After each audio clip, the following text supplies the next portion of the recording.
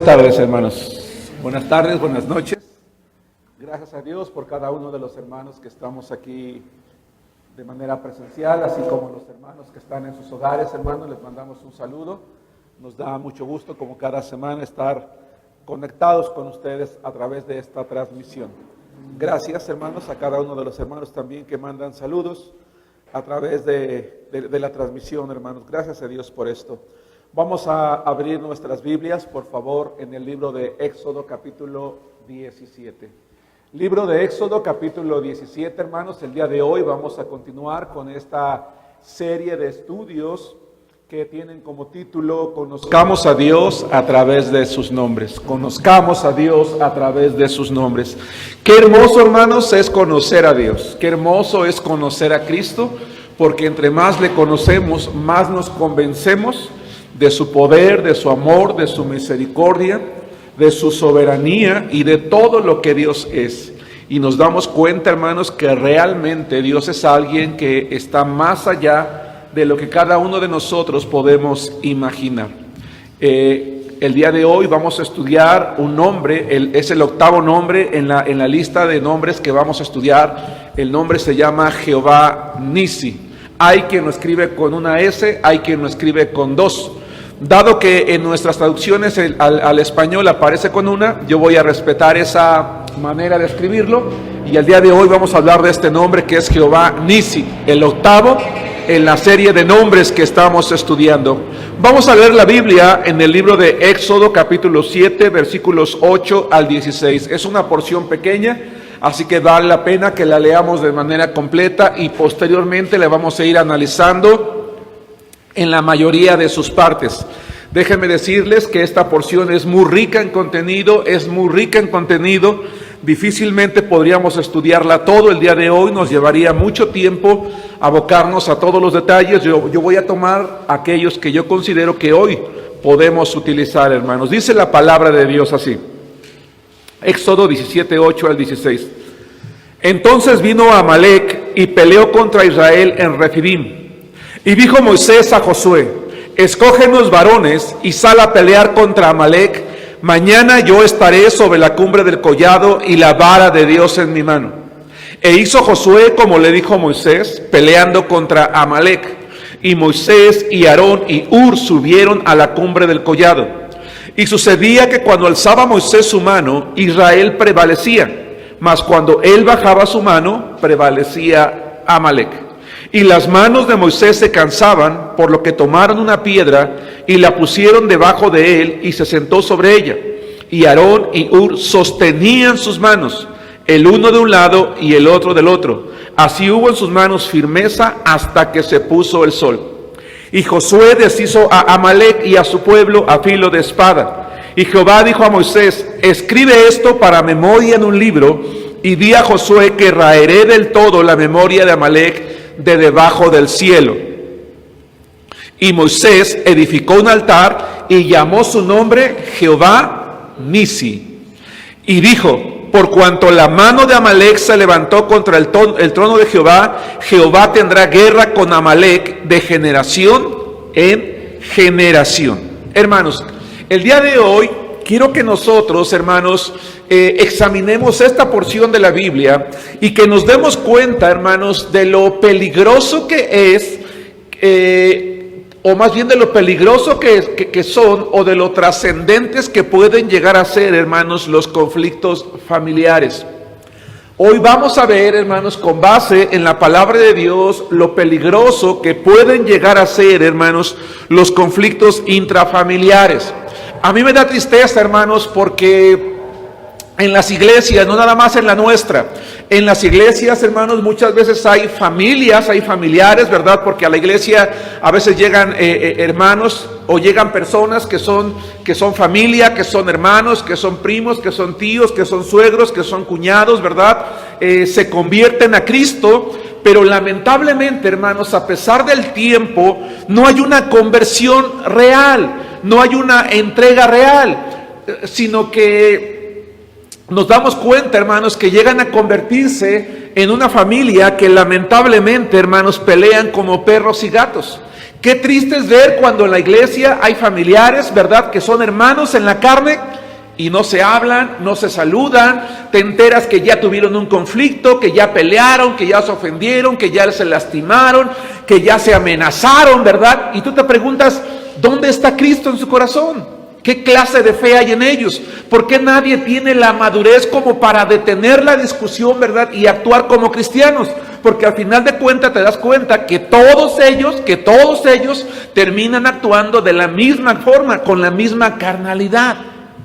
El problema de este tipo de conflictos familiares, hermanos, es que quienes participan en ellos no se dan cuenta que contaminan a los demás, que contaminan a sus hijos. Y que ese odio que se tienen entre hermanos, entre primos, entre tíos o entre yernos y suegros, etcétera, etcétera, se va contagiando a los hijos, se va contagiando al cónyuge, se va contagiando a los demás, y con el paso del tiempo es algo que se puede transmitir por generaciones.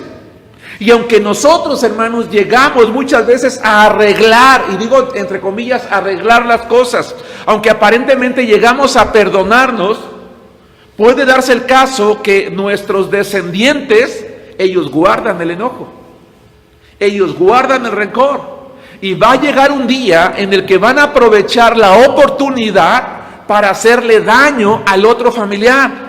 Es que a mí no se me olvida que tu abuelo le hizo esto, a mí no se me olvida que tu papá le hizo esto, a mí no se me olvida que tu mamá. Y aunque muchas veces nosotros podemos pensar, no, a mis hijos no les va a pasar eso. No, yo te puedo garantizar que si tú eres una de esas familias que tiene problemas intrafamiliares tan fuertes, que has llegado a la amenaza, a los golpes, a los insultos, a todo tipo de cosas carnales, tus descendientes van a heredar ese odio, ese rencor.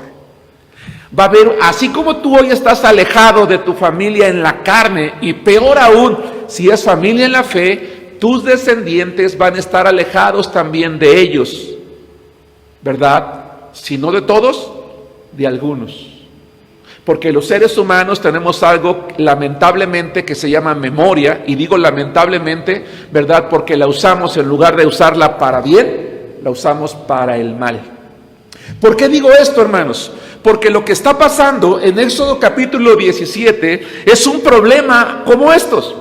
Es un problema, hermanos, es un problema intrafamiliar. Es algo que ocurre porque en el pasado, alguien de la familia se ofendió, alguien en el pasado, en la familia se hizo algo, y entonces los descendientes, hermanos, creen encontrar la oportunidad para causarse un daño.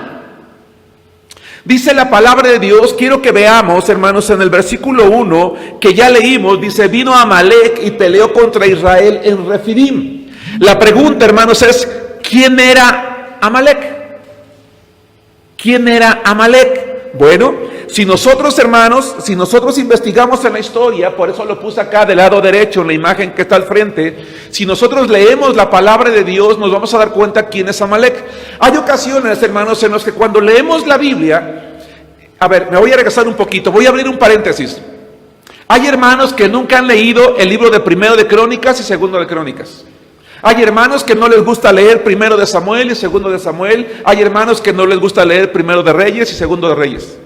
Y se les hace muy aburrido cuando están leyendo nombres. Es que nombres y nombres. Hermano, ¿me puedo saltar estos capítulos? ¿Me puedo saltar este libro? ¿Me puedo saltar el otro? No, porque es palabra de Dios.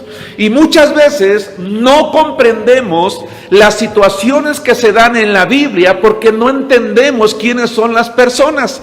Creemos que son casos fortuitos, creemos que son casos aislados.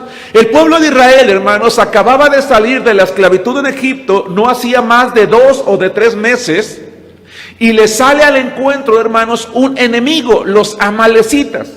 Pero los amalecitas no eran un pueblo nómada, no eran un pueblo cualquiera, no eran un pueblo común, eran familia. Porque la Biblia dice que Isaac tuvo a Jacob y tuvo a Esaú, y ahí es donde empezaron los problemas intrafamiliares. Porque resulta que Jacob, el suplantador, suplanta a su hermano Esaú en el momento de la bendición, termina que salir huyendo, y entonces, hermanos, Esaú lo odia tanto que jura matar a su hermano. Durante más de una década, hermanos, este Jacob está huyendo, está en tierra ajena, y durante todo ese tiempo, hermanos, su hermano Esaú está alimentando un sentimiento de venganza, de odio, de rencor, de resentimiento. Y por lo que dice la palabra de Dios, hermanos, Esaú no solamente está alimentando ese sentimiento de odio y ese sentimiento de rencor en su corazón, sino que muy probablemente lo está transmitiendo a su familia. Hermanos de la iglesia, hermanos que tienen problemas con sus hermanos, con su familia, deténganse ya. Porque si ustedes no se detienen, un día sus hijos se van a matar, se van a hacer daño, se van a lastimar. Eso es lo que vamos a ver nosotros el día de hoy. Esaú, viene el día en que Jacob regresa a casa.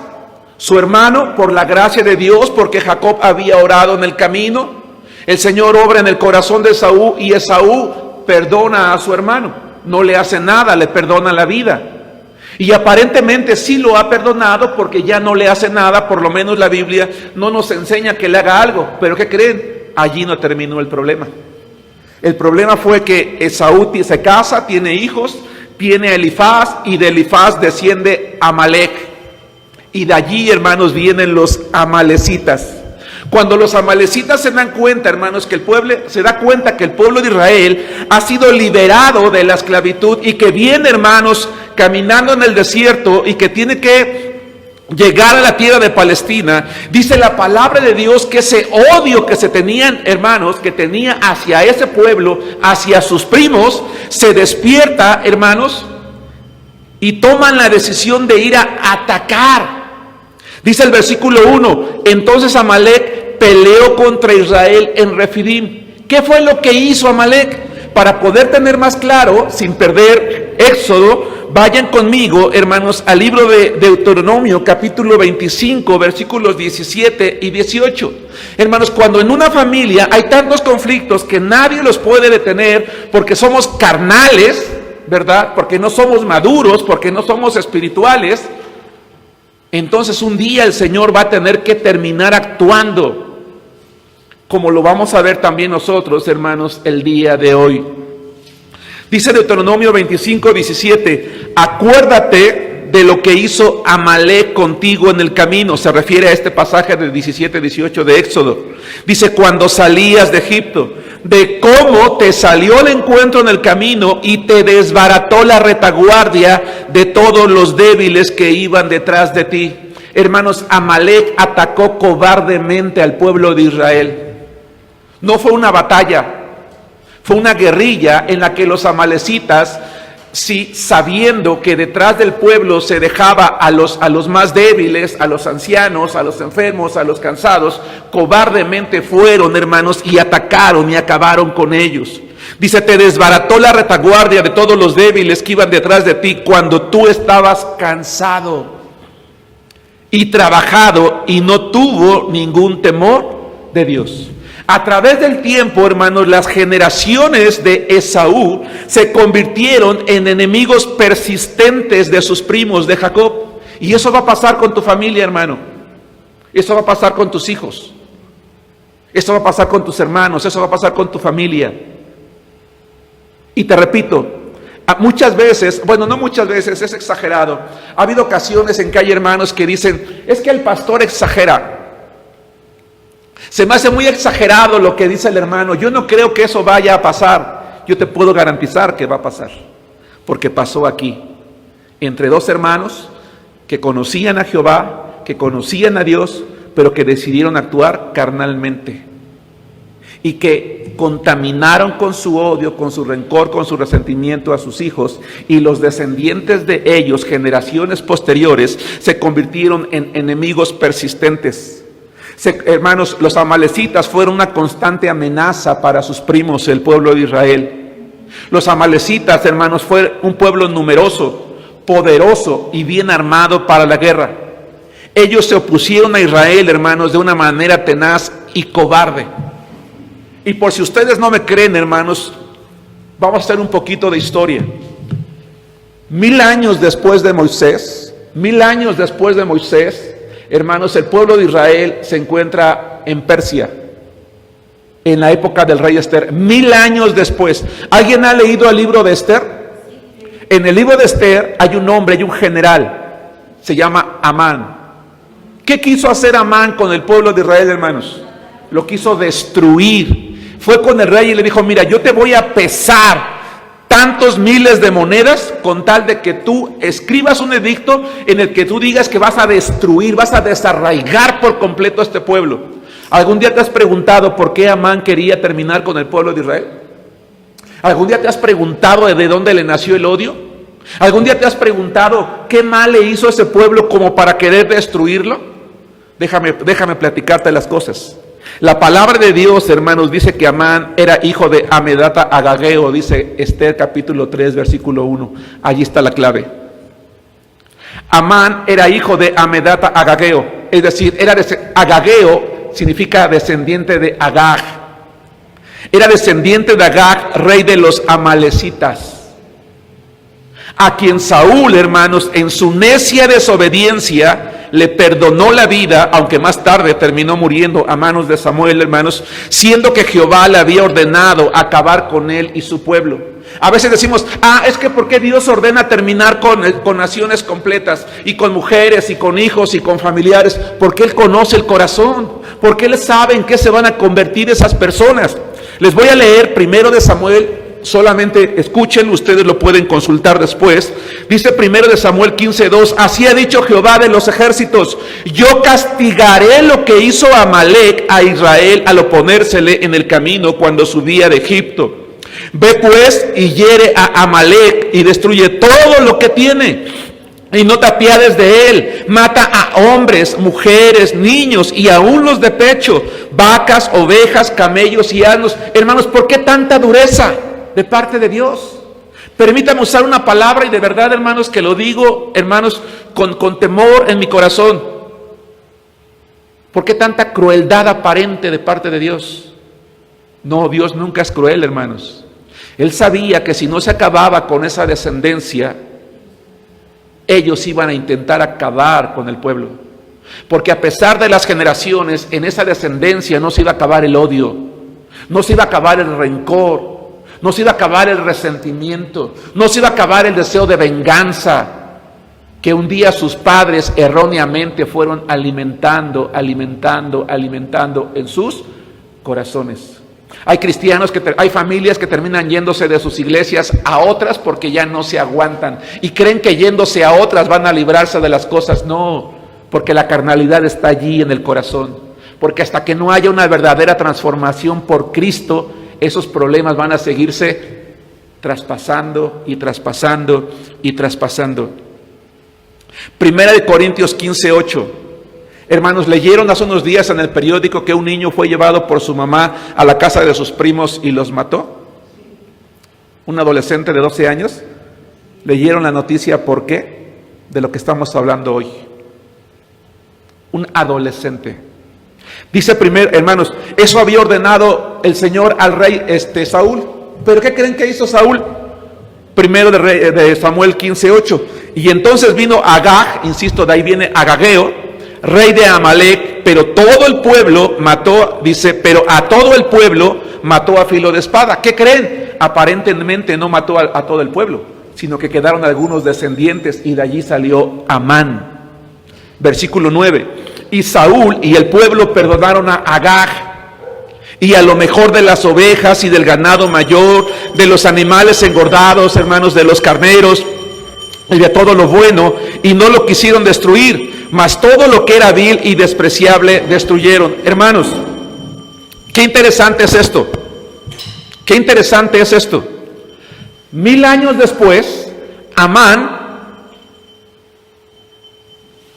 llega a ocupar una posición privilegiada, hermanos, en un reino que ha sometido a los descendientes de sus primos, y dice, esta es mi oportunidad para vengarme de todos ellos.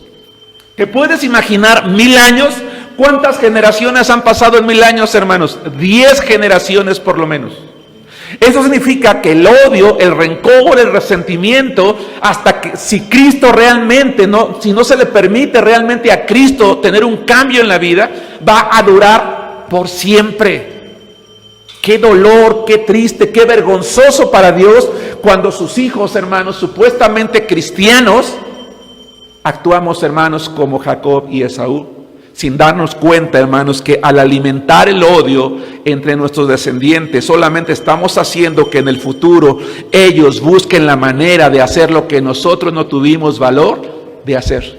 Porque así somos a veces las personas, ¿verdad? Supuestamente cristianos, nos amenazamos, nos decimos, nos gritamos, etcétera, etcétera, pero nunca llegamos a más. Pero nuestros hijos, ellos van a ser capaces de hacer el daño que nosotros no hicimos. Y cuando eso pase, si todavía están vivos, se van a arrepentir y van a llorar por no haberse detenido a tiempo de su maldad y de su carnalidad y no darse cuenta que le dieron puertas a Satanás de usarlos para destruirlos a ustedes mismos. Satanás estaba detrás de los amalecitas, hermanos, detrás de su odio, detrás de su rencor, porque vamos a entender más adelante, hermanos, que al oponerse al avance del pueblo de Israel, ellos realmente se estaban oponiendo, hermanos, a los planes de Dios. Vamos a regresar a Éxodo capítulo 17. Era importante, hermanos, abrir este paréntesis para que entendiéramos el contexto. ¿Sí nos damos cuenta? Para que entendiéramos que ese ataque no era un ataque circunstancial. No era el ataque de una tribu que ve venir a un grupo, a una nación y dice, aquí voy a ganar yo. No, ellos no estaban atacando por ganar un botín. No estaban atacando a unos extraños. No, ellos sabían que ese era el momento de tomar venganza. Pero dice, vamos a regresar, hermanos, al libro de Éxodo, que es el pasaje que estamos utilizando nosotros el día de hoy, capítulo 17. Hermanos, vamos a hacer un poquito de historia otra vez, vamos a ubicarnos en el contexto. Hasta este momento Dios se ha revelado en la Biblia como Elohim, se ha revelado como Jehová, se ha revelado como Rafael, se ha revelado como Adonai y se ha revelado de muchas cosas, pero hoy se va a revelar, hermanos, como Jehová Nisi. ¿Por qué tiene la necesidad, hermanos, o por qué existe la oportunidad de hacerlo de esa manera? Hasta este momento, hermanos, Dios había sido muy bueno con su pueblo Israel. En los últimos 2 meses al pueblo de Israel, Dios, hermanos, les había abierto el Mar Rojo y eso no les había costado nada a ellos.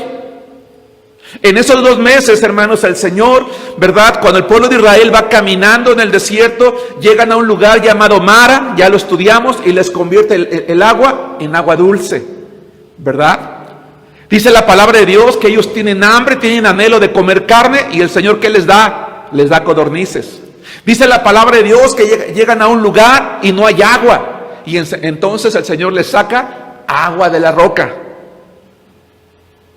Tienen hambre y les da el maná, les da todo, fácilmente les da todo. Pero ¿qué creen que dijo el pueblo de Israel, hermanos? Vayan conmigo aquí mismo a Éxodo capítulo 17, pero vamos a regresar al versículo 7.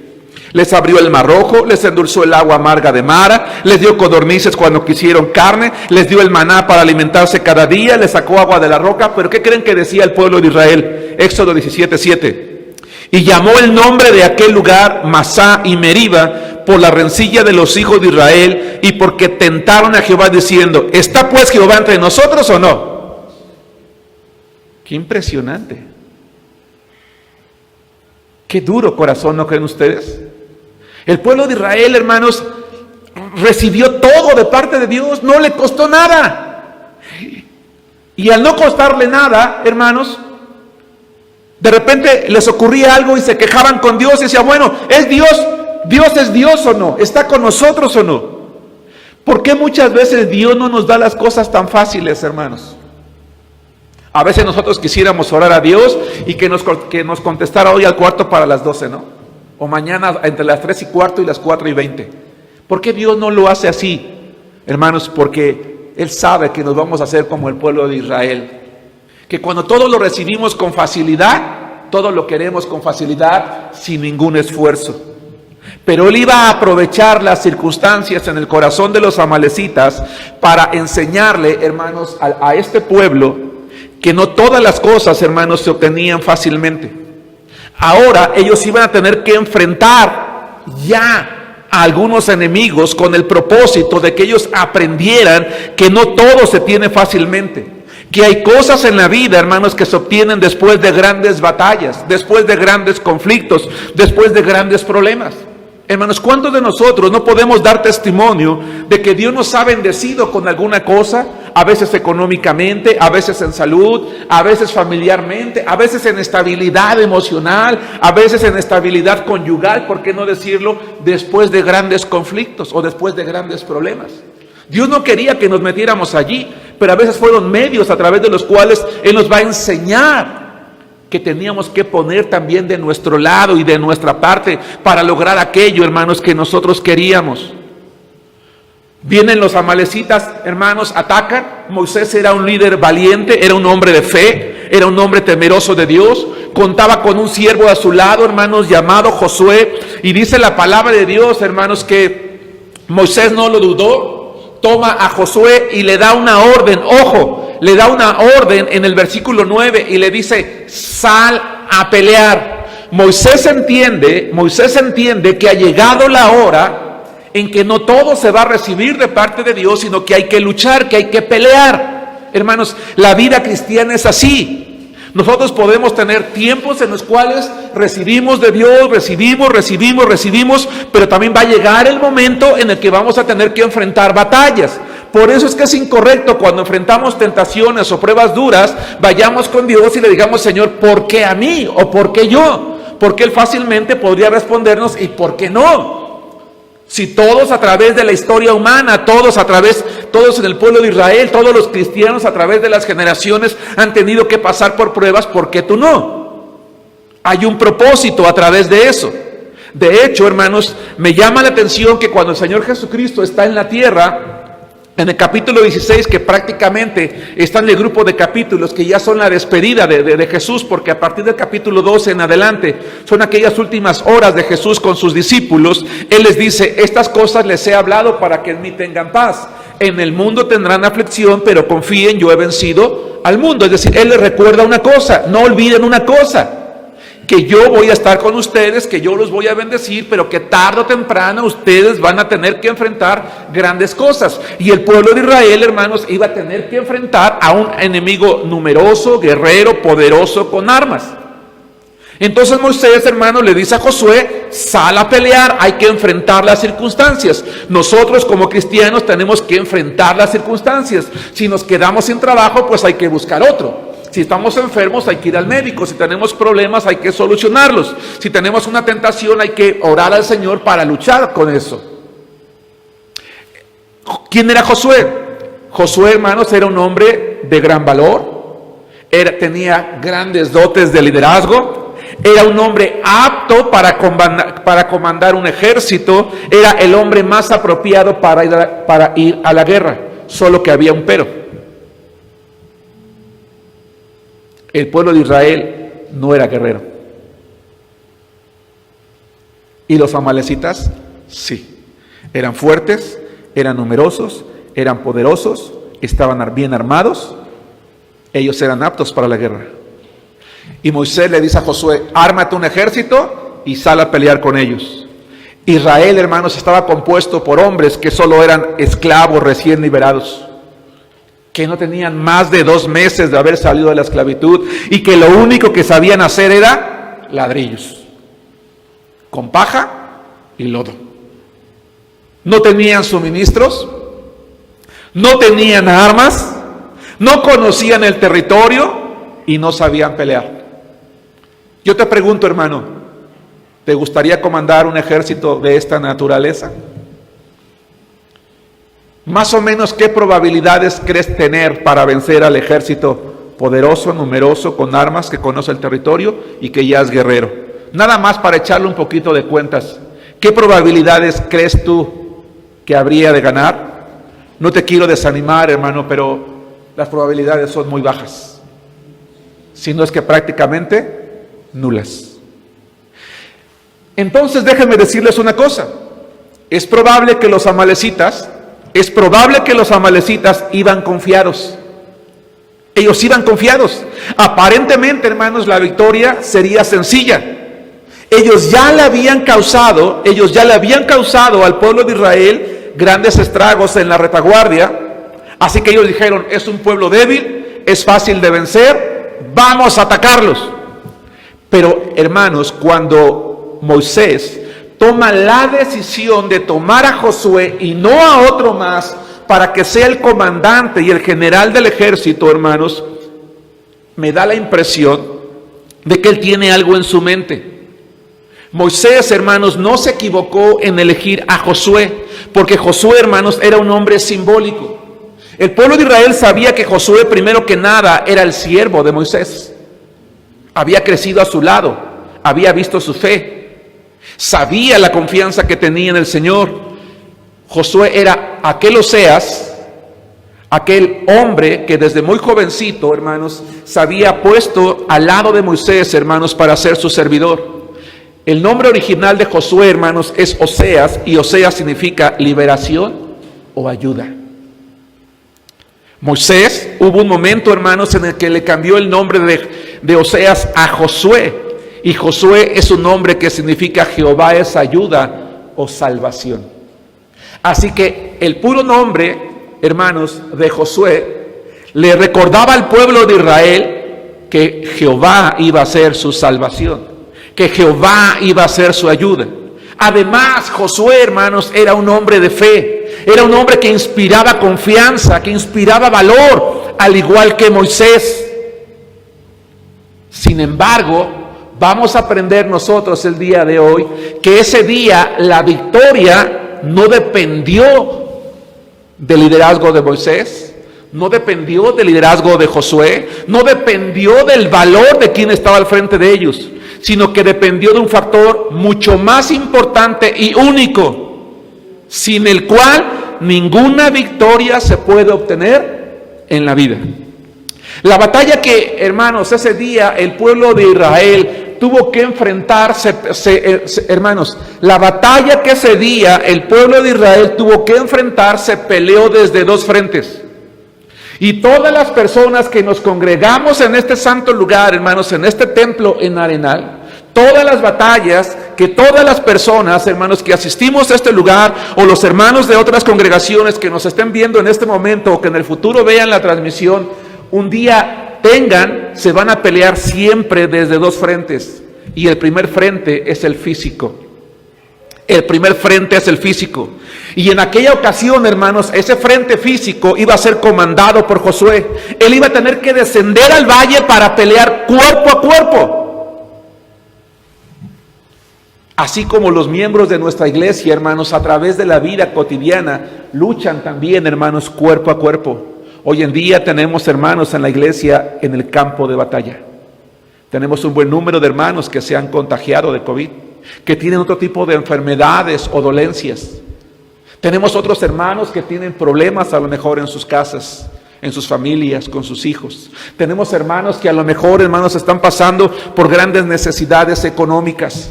La palabra de Dios dice en 1 Timoteo, no lo busquen, capítulo 6, versículo 12, pelea la buena batalla de la fe, le dice Pablo a Timoteo, echa mano de la vida eterna, a la cual asimismo fuiste llamado, habiendo hecho la buena profesión delante de muchos testigos. Hermanos amados, cuando nosotros estamos en medio de enfermedad, en medio de problemas o en medio de necesidades económicas, tenemos que ir a la batalla. No pretendamos tapar el sol con un dedo y decir no pasa nada, estoy bien, no tengo ningún problema. No, cuando tenemos problemas, hermanos, no tenemos que huir, tenemos que enfrentarlos. Y como Josué, hermanos, con el pueblo, a pesar de las debilidades del pueblo, hay que bajar y hay que enfrentar, porque el Señor va a ser nuestra ayuda. Y nosotros, hermanos, tenemos que entender que como hijos de Dios también tenemos que enfrentar desde esa perspectiva, hermanos, los grandes problemas. Pero aquella batalla se enfrentó también desde otro punto, el espiritual. El físico estaba comandado por Josué, pero el espiritual, hermanos, estaba comandado por Moisés, quien, hermanos, subió, hermanos, a la parte alta del collado, y él, hermanos, luchó en oración por su pueblo. Él estuvo en la montaña, hermanos, con las manos levantadas desde la mañana hasta la tarde, clamando al Señor. Él estaba peleando también. Hermanos, uno pudiera pensar, qué fácil es decirle a Josué, oye, ármate, ¿verdad?, con un ejército y ve y pelea, y mientras yo voy y subo a la montaña.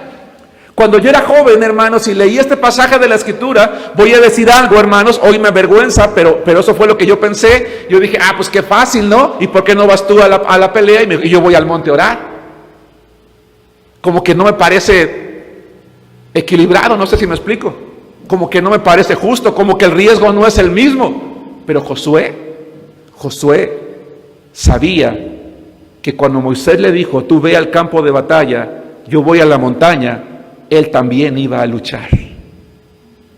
Y que sin aquella lucha, la que él llevara a cabo, aunque tuviera el ejército más poderoso, no iba a ser librada, hermanos, en victoria. Y así nosotros, hermanos, como iglesia en Arenal, hoy en día quise ilustrarlo de esa manera, porque a lo mejor físicamente no podemos estar, pero a través de en la distancia, a través de las redes sociales, hermanos, hemos procurado conectarnos, hemos procurado estar informando a la iglesia, hermanos, que tenemos que hacer ese frente de batalla espiritual, tenemos que orar, tenemos que clamar, tenemos que subir, hermanos, a la cumbre del collado, a pelear, hermanos, con nuestros hermanos. La pregunta, hermano, que estás viendo la transmisión y hermanos que están aquí, ¿estás en el campo de batalla espiritual peleando por aquellos hermanos que están en el valle, luchando con los problemas, luchando con las necesidades económicas, luchando con las enfermedades, luchando por su vida? Porque si no, hermanos, ellos no van a poder vencer. Yo sé que muchas veces, hermanos, quizás algún hermano en la iglesia que me habla y me dice, pastor, mires que tengo esto, tengo el otro, tengo aquello. Yo le digo, hermano, yo voy a orar por ti. Y tal vez dicen, qué fácil, ¿para qué le habla al pastor si todo lo que me va a decir es que va a orar por mí?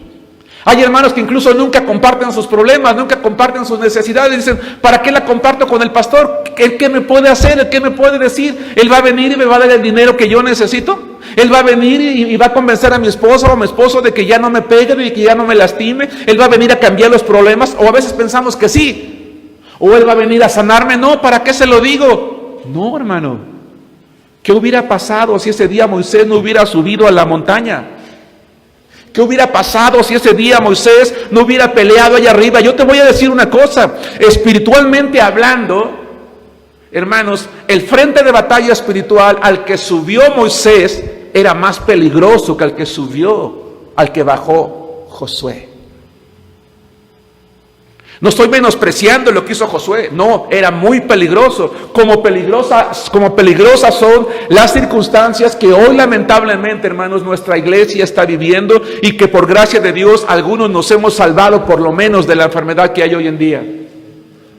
Pero si nos hemos salvado no es para que echemos las campanas al vuelo y digamos, a mí no me pasa nada, no, es para que nosotros seamos los que subamos a la montaña y luchemos también y peleemos. Ahora, lo interesante de esto, hermanos, es que Moisés subió a la cumbre del collado, pero él no subió solo. Él subió con Aarón y con Hur, porque él sabía que iba a necesitar ayuda. Hermanos, yo quiero decirles una cosa. Yo como pastor necesito ayuda. Necesito ayuda. Necesito hermanos y necesito hermanas que digan, pastor, ¿cómo puedo ayudar? ¿Cómo puedo orar contigo? ¿Cómo puedo orar con usted? ¿Cómo puedo ayudarle a sobrellevar esa carga, esas llamadas, esos mensajes? Todo aquello, ¿verdad?, que se encierra en su mente y en su corazón al escuchar todas las situaciones que se están viviendo en la iglesia. Hermanos, ¿quieren que les diga una cosa? ¿Habrá sido fácil para Moisés llevar la carga de saber que su pueblo está peleando allá abajo, hermanos, en el campo de batalla? No. Como no es fácil tampoco llevar la carga emocional que implica el saber que hay una gran cantidad de hermanos y de familias que están sufriendo, que están teniendo problemas. Y aunque a veces pareciera que no se hace nada, hay una batalla también, hay un desgaste físico, emocional, mental. Josué no pudo decir, es que Moisés nunca vino a ayudarme. A lo mejor, ¿verdad?, pudo haber tomado una vara, unas piedras desde allá arriba y se las pudo haber aventado, pero yo lo tuve que hacer solo. No, él estaba peleando allá arriba igual que tú. Y nosotros, los que estamos orando en la iglesia, los que estamos intercediendo, los que estamos clamando, estamos haciendo lo mismo que tú. Por eso necesitamos en la iglesia, hermanos. Hace tiempo yo proclamé y dije, hermanos, yo necesito varones que vengan y oren conmigo. ¿Y saben qué es lo triste? Que no solamente no hubo respuesta, sino que los pocos que lo hicieron, al poco tiempo se fueron. Fueron muy contados los que duraron. ¿Por qué, hermanos? ¿Se dan cuenta que muchas veces menospreciamos lo espiritual? Tenemos que aprender a valorar esa parte, hermanos. Moisés sabía que necesitaba a alguien, que se podía cansar allá solo, y por eso le pide a Aarón y le pide a Hur que lo acompañe. Pero hay algo más. Dice la palabra de Dios que Moisés le dice a Josué, voy a subir con la vara de Dios, Elohim. Voy a subir con la vara de Elohim, con la vara del poderoso, del glorioso Creador. Del Dios que ha demostrado quién es, del Dios que es fiel, del Dios que no falla, del Dios que se compromete, porque Elohim habla de alguien que jura, que se compromete, que cumple su palabra. Y Dios se había comprometido con el pueblo de Israel en sacarlo de la esclavitud en Egipto y de llevarlo hasta Palestina. ¿Creen ustedes que ese Elohim iba a dejar que un ejército poderoso como los amalecitas, con todo y su odio y su rencor, iba a terminar con ese pueblo al cual él le había jurado cuidarlo? No, hermanos, Dios se ha comprometido a cuidarnos a nosotros también. Ese Elohim, hermanos, que iba cuidando a su pueblo, es el mismo Elohim que nos cuida a nosotros. Es el mismo fiel, es el mismo Rafa, es el mismo Jehová, es el mismo Adonai, es el mismo Señor. ¿Sí nos damos cuenta? Esa vara, hermanos, era más que un simple palo. Era la vara de Dios. La vara de Dios, hermanos, a través de la cual sobraban maravillas, con la cual, hermanos, habían causado las plagas en Egipto. La vara con la que Moisés abrió el Mar Rojo. La vara con la que cerró el Mar Rojo, hermanos, y se destruyó, hermanos, el ejército enemigo. Sí, los amalecitas, hermanos, eran un pueblo numeroso. Sí, estaban bien armados. Sí, eran vigorosos. Sí, eran guerreros. Pero con Israel, hermanos, estaba Dios. Y aunque el pueblo no era guerrero, era débil, no sabía pelear, Dios estaba con ellos. Y la vara de Moisés fue ese estandarte, ese nisi. Porque la palabra nisi, hermanos, no solamente significa vara, sino significa bandera o estandarte o algo que reluce a lo lejos. La vara, hermanos, la vara de Moisés fue un estandarte, hermanos, a los ojos del pueblo.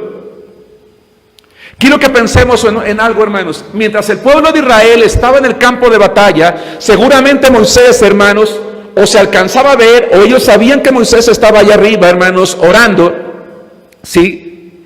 Y sabían que mientras Moisés estuviese arriba orando, ellos no estaban solos. Pero hay algo muy interesante, hermanos, en el pasaje que acabamos de leer nosotros, que nos debe de llamar la atención. Por eso es que quiero plantearles, hermanos, una pregunta. ¿Qué significa el éxito de Amalek cuando Moisés bajaba la mano? ¿Qué significa el éxito de Israel cuando Moisés la tenía arriba? Es muy simple. Que la victoria dependía únicamente de Dios.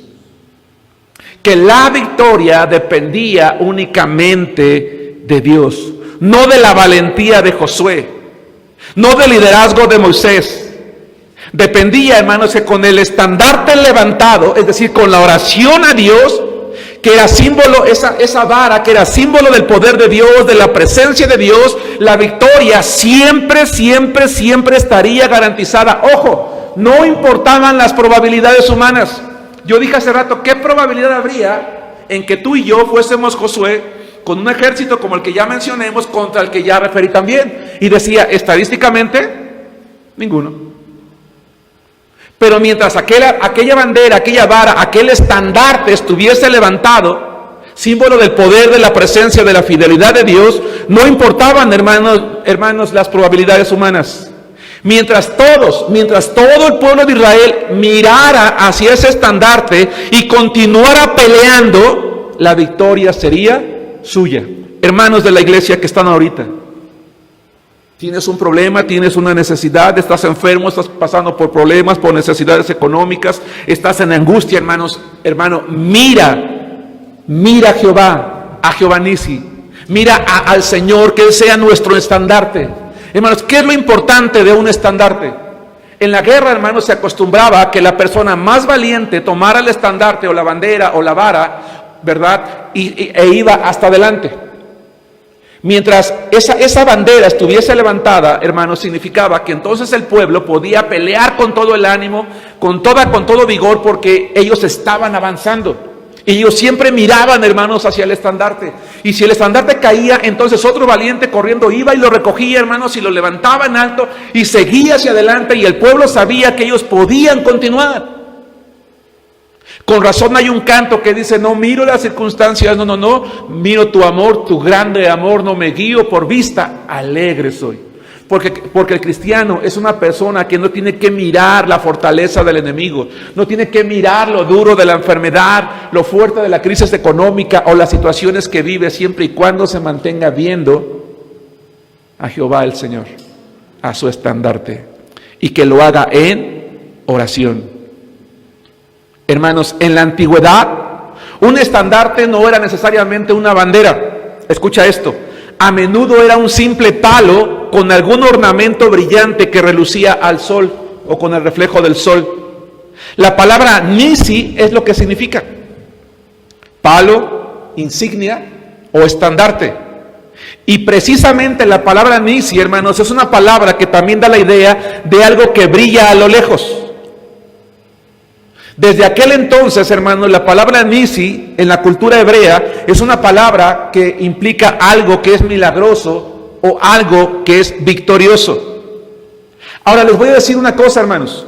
Los hebreos, como ya lo referencié en más de una ocasión en esta tarde o en esta noche, conocían los estandartes. Escucha esto: los hebreos conocían los estandartes en las lanzas de los egipcios. ¿Saben ustedes qué hacían los egipcios, hermanos? Tomaban sus estandartes y en sus banderas pintaban las imágenes de sus deidades como símbolo de que sus dioses iban delante de ellos. Por eso es que la vara o el estandarte que traía Moisés era eso. Era una simple vara que no necesitaba una imagen, que no necesitaba un ídolo, que no necesitaba que se le pintara nada, sino que simplemente la luz del rostro de Dios resplandeciera sobre él y sobre ellos, lo cual les garantizaba, hermanos, la victoria y el milagro. Dios no quería que vieran ese tipo de cosas, sino que vieran quién estaba detrás de ello.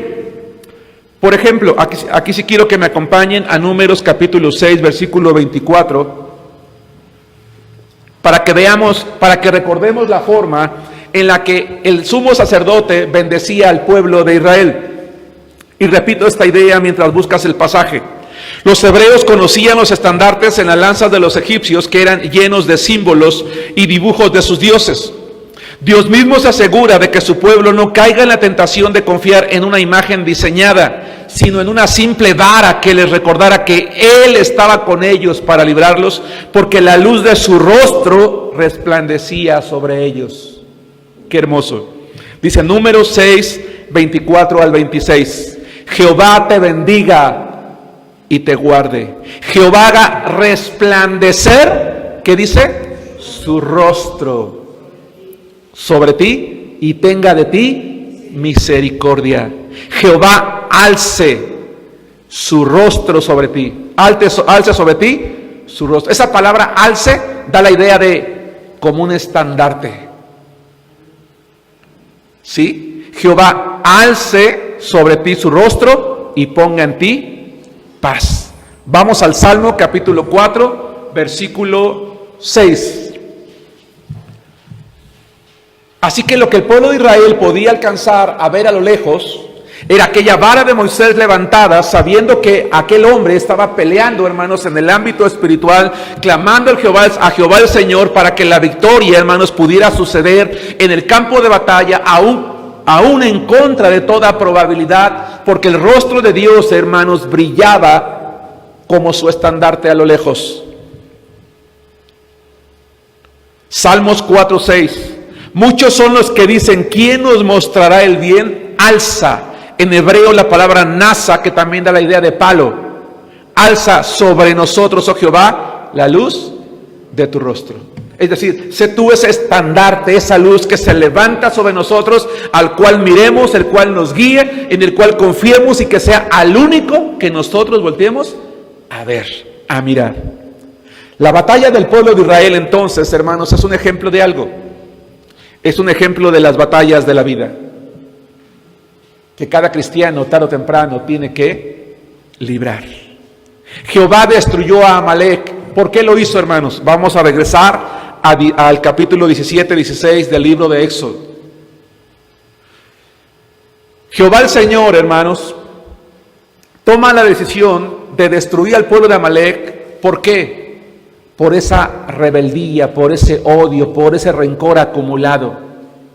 Hermano, hermana, que tienes hijos, que tienes hermanos, que tienes problemas intrafamiliares tan fuertes que has llegado a las amenazas, a los golpes, a los insultos, a las ofensas o a todo tipo de cosas. Yo te pregunto, ¿te gustaría que algún día Dios quebrantara a tus hijos, quebrantara a tus descendientes, quebrantara a su familia? Porque por todo el rencor y el odio que han acumulado en su corazón pretenden un día tomar venganza o hacer daño a aquellos con los cuales tú tuviste conflicto y el Señor tenga que quebrantarlos.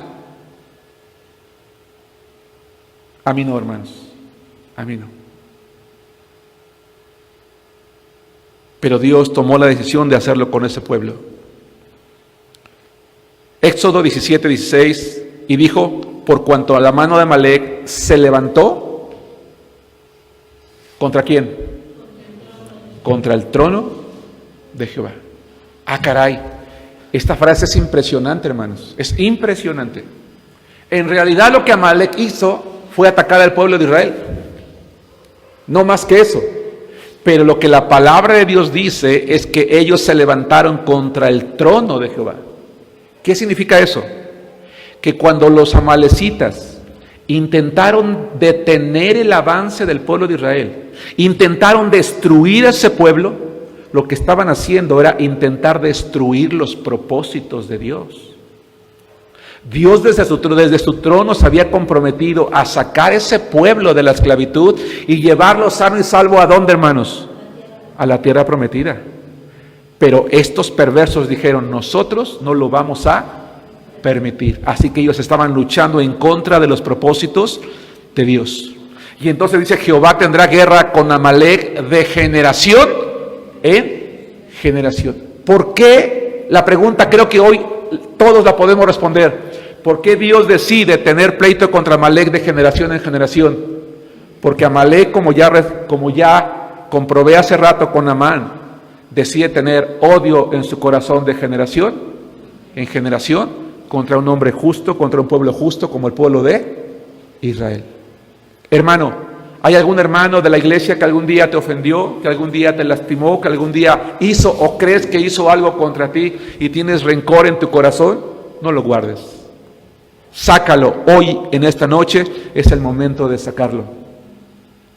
Porque si acaso ese hermano, esa hermana, un día, como Jacob, se arrepintió y cambió, pero tú no te arrepientes y cambias y sigues alimentando tu odio y tu rencor hacia ese hermano, y un día buscas la oportunidad de causarle algún daño, mientras que ese hermano está ya entregado, ya está sirviendo al Señor, entonces el Señor se va a levantar en contra tuya, porque tú vas a estorbar los planes de Él en la vida de ese hermano. En cada batalla de la vida, hermanos, tenemos que mirar a Dios. Tenemos que confiar que Él es nuestro Jehová Nisi, nuestra bandera, nuestro estandarte, el que va delante de nosotros, al único que tenemos que mirar. Si nosotros como iglesia, hermanos, tenemos planes, tenemos propósitos, tenemos metas de crecimiento como las tenemos como iglesia, y alguien se quiere oponer a ellos, entonces el Señor va a ir en contra de ellos.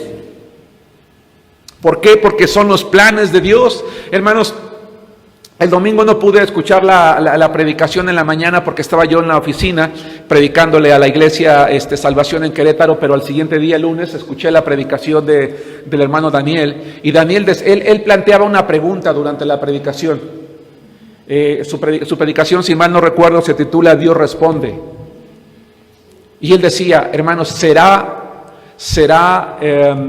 la voluntad de Dios lo que nosotros estamos queriendo hacer como iglesia? Es decir, orar a Dios que Él guarde su iglesia hasta que Cristo venga?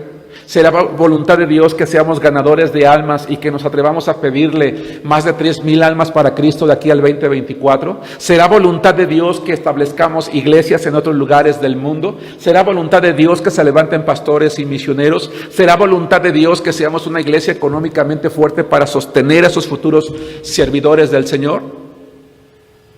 Y él concluía, sí. Y yo también lo creo, hermanos. Y tan lo creo que yo soy quien propuso, ¿verdad? Por la gracia de Dios, esa meta. Pero la pregunta es, ¿habrá alguien en la iglesia que dice, ¿y por qué? ¿Y por qué vamos a hacer eso? ¿Vamos a estorbar al pastor para que a sus planes, a sus propósitos, para que no se den? No, hermano. No te opongas a los planes de Dios. Dios busca que las iglesias crezcan. Yo, hermanos, en el devocional de varones el lunes les decía que no hay iglesias grandes, no porque Dios no sea grande, sino porque los cristianos somos pequeños. Y le decía yo a los varones, hermanos, en el devocional de lunes, que si los cristianos fuésemos grandes en nuestra fe como Dios, no habría iglesias pequeñas, porque la voluntad de Dios es que haya iglesias grandes. Hermanos, ¿cómo motivaba Moisés al pueblo cuando salían a la guerra, hermanos?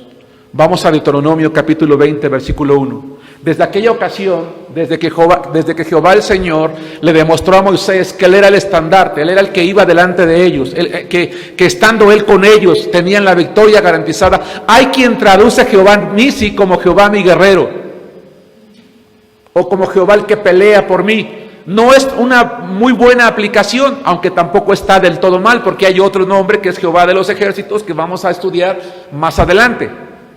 Pero a partir de este momento, hermanos, Moisés entendió una cosa: mientras Jehová sea nuestro estandarte, sea Jehová Nisi, al único que yo miro y veo, a partir de hoy, dice Moisés, jamás voy a volver a ir a la guerra sin primero que nada motivar al pueblo a recordarle quién va con nosotros. Deuteronomio capítulo 20, versículos 1 al 4. Dice así la palabra de Dios: cuando salgas a la guerra contra tus enemigos, si ves caballos y carros y un pueblo más grande que tú, no tengas temor de ellos, porque Jehová tu Dios, ¿qué dice? Está contigo, el cual te sacó de tierra de Egipto. Y cuando se acerquen para combatir, se pondrá en pie el sacerdote y hablará al pueblo y les dirá: oye, Israel, denme una lanza y una espada para ir a pelear con ustedes. No, dice, se va a levantar el sacerdote y les va a decir: ustedes se juntan hoy en batalla contra sus enemigos, no desmaye su corazón, no teman, no se turben. La palabra zorar significa turbarse o perder el ánimo, ni tampoco se desalienten delante de ellos, porque Jehová nuestro Dios va con ustedes para pelear por ustedes contra sus enemigos para salvarlos. Hermanos, esa es la tarea del líder espiritual. Esa es la tarea, hermanos, de nosotros los predicadores. Llegar a tener tal confianza en el Señor que somos aquellos Moisés, hermanos, que subimos a los montes a pelear en el campo de batalla espiritual, mientras los hermanos de la iglesia están peleando en el campo de batalla físico. Y siempre debemos de recordar que sin importar las estadísticas, no debemos de tener temor, no debemos de perder el ánimo, no debemos de perder el control, no debemos de desalentarnos, no debe de desmayar nuestro corazón, porque Jehová Nisi va con nosotros, pelea por nosotros, va a salvarnos a nosotros y va a vencer, hermanos, a nuestros enemigos. Jesús es Jehová, hermanos. Jesús es nuestro estandarte. Él es nuestro Jehová Nisi. Vayan conmigo al libro de Isaías, capítulo 11, versículo 10. Recuerden, hermanos, que dado que los temas son temas amplios y que son muchas las citas bíblicas que estoy utilizando como referencia, y para economizar un poquito el tiempo yo las estoy leyendo, pero yo espero que ustedes que toman nota las vayan allí considerando, para que puedan comprobar, ¿verdad?, esto que estamos diciendo. Hermanos, Nosotros creemos que Dios es Padre, Dios es Hijo y Dios es Espíritu Santo. No creemos en tres dioses, sino en solo uno, como dice la palabra de Dios. Por lo tanto, creemos que Jesús es Dios, Jesús es Jehová. Jesús es nuestro Nisi, es nuestro estandarte. ¿Por qué? Porque así fue profetizado. Vamos a ver Isaías capítulo 11, versículo 10. Dice la palabra de Dios: acontecerá en aquel tiempo que la raíz de Isaí, la cual estará puesta por pendón. Y la palabra pendón significa bandera o estandarte. En hebreo, ¿qué palabra creen ustedes que es pendón, hermanos? Este verso, hermanos, es un verso mesiánico que habla de Jesús. Qué interesante. Él va a ser puesto, dice, por estandarte. Él va a ser nuestro Nisi a los pueblos. Jehová es Jehová Nisi para Israel, pero Jesús es nuestro Jehová Nisi para todas las naciones. Porque muchas veces podemos pensar, pero es que lo que pasó en el pueblo de Israel y lo que hizo Jehová con ellos, que fue sus estandartes, eso fue con ellos. Pero ¿cómo sé que eso es para mí? Porque Jesús es Jehová. Porque Jesús es nuestro pendón, es nuestro estandarte, es nuestro Nisi a los pueblos. Será buscada por las gentes y su adoración será gloriosa. Apúntenlo. Voy a leer Romanos 8:37. En virtud de que Jesús es nuestro Jehová Nisi, es nuestro estandarte, y en familias podemos unirnos y orar y mirar siempre hacia Él. Y como dice la imagen, fija tus ojos en Cristo, dice la palabra, antes, en todas estas cosas somos más que vencedores, porque somos líderes, porque somos fuertes, porque somos valerosos. No, dice por medio de aquel que nos amó, por medio de nuestro estandarte que es Jesucristo. Segunda Corintios 2:14 dice Pablo: mas a Dios gracias, el cual nos lleva algunas veces en triunfo. ¿No? Pablo era un hombre que nunca se sintió un fracasado. Hermano, ¿algún día te has sentido fracasado? Pablo nunca se sintió fracasado. Mas a Dios gracias, el cual nos lleva siempre en triunfo a través de nuestro estandarte en Cristo Jesús. Y por medio de nosotros manifiesta en todo lugar, dice la palabra, el olor de su conocimiento. Hermanos, voy a decir un detalle más respecto a los estandartes. ¿Se dan cuenta que poco a poco he ido dando algunos detalles interesantes? Hermanos, un punto más sobre los estandartes es que eran puntos de encuentro en tiempos de guerra. Es decir, donde estaba el estandarte, todos se tenían que reunir ahí. Eso implica que donde está Cristo, todos tenemos que reunirnos en torno a Él. Pero ojo, el portador del estandarte representaba el punto fuerte del ejército. Nuestro punto de encuentro es Jehová Nisi, es Jesucristo. Él es nuestro estandarte, Él es el fuerte, en quien debemos de mirar siempre los que somos débiles.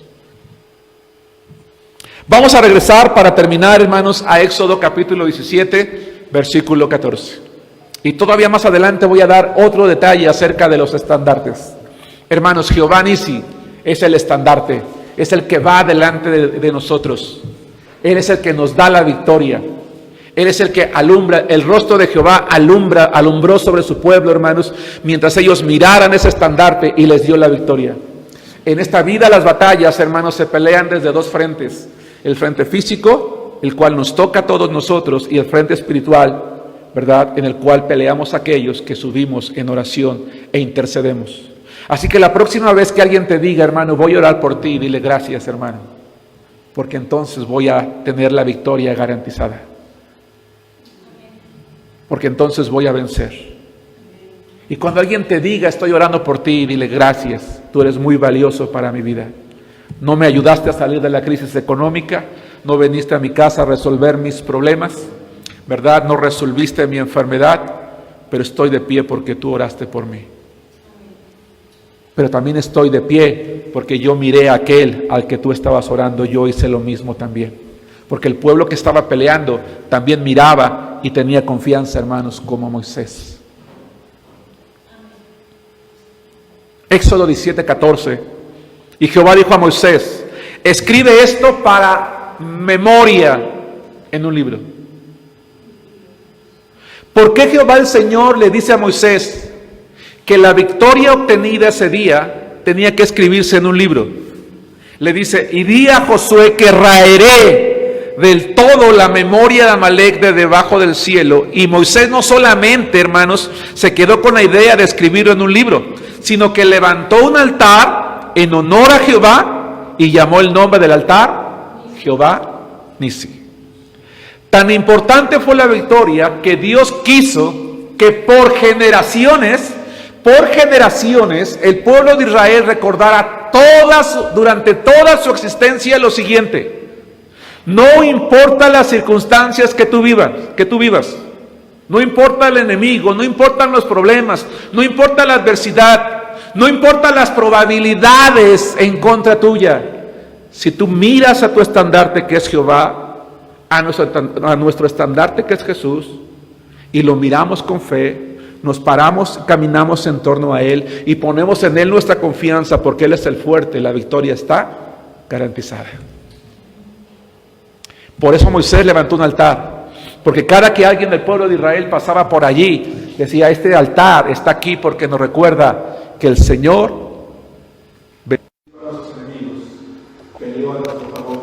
Cuando un enemigo más fuerte que nosotros vino, se opuso a nosotros, usó su odio, su rencor, su resentimiento para destruirnos, pero no confiaba que el Señor estaba con nosotros. Porque hay familiares que dicen: ah, sí, claro, ¿no? Ya se arrepintió, ya se convirtió a Cristo, ahora sí es un santo, y no, a mí me las va a pagar. A mí me las va a pagar. Eso fue lo que dijo, hermanos, Amalec. Por eso es que Dios se levantó en contra de su gente. Hermanos, cuando un ejército, en aquellos entonces, llamamos atención a esto, cuando un ejército marchaba a la guerra hacia otro ejército, si tú veías que ese ejército que venía traía muchos estandartes, significaba que había vencido a muchos enemigos. Es decir, había levantado los estandartes de sus enemigos como símbolo de: ahora es mío, he vencido, es victorio. Entonces, cuando venía un ejército enemigo, hermanos, con muchos estandartes levantados, significaba que era un enemigo muy victorioso, muy fuerte. Hermanos, que nosotros como hijos de Dios vayamos por la vida con muchos estandartes levantados, con muchas victorias ganadas por medio de Jesucristo. Que Satanás le tenga temor a la iglesia de Dios, porque tiene muchos estandartes levantados, porque tiene muchas victorias ganadas, porque ha luchado físicamente en el campo de batalla y espiritualmente en la montaña a través de la oración. Que cuando alguien quiera oponerse a ti, hermano, hermana, a tu vida, vea los estandartes que están levantados en ti, porque eres un hombre, una mujer de Dios, de guerra, de confianza, de fe, a través de la cual, o en la cual Dios ha demostrado que Él es tu discípulo, tu estandarte. Aquel que hizo su rostro brillar sobre ti y te dio la victoria. Hermano, quiero terminar la predicación de esta noche con una frase muy simple: fija tus ojos en Cristo. Que Dios te bendiga.